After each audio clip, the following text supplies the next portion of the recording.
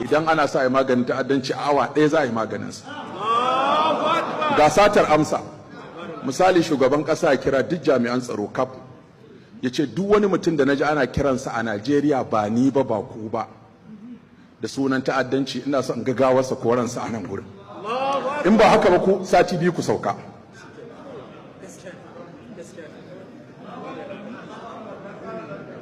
Ina tabbatar muku wallahi sai sun kawo shi.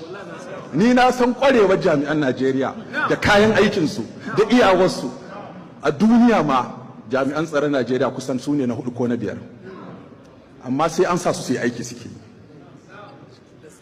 Kai ni ne shugaban kasa ko ne jami'an tsaro, ina jin sunan wasu mutane a kasan nan ba ni ba ba ku ba, suna ba da umarni kuma suna rike bindiga. Na ba ku sati 2 ku kawo min su da rai ko gawawwakin su ko ku sako ku aje uniform ba za ku iya ba.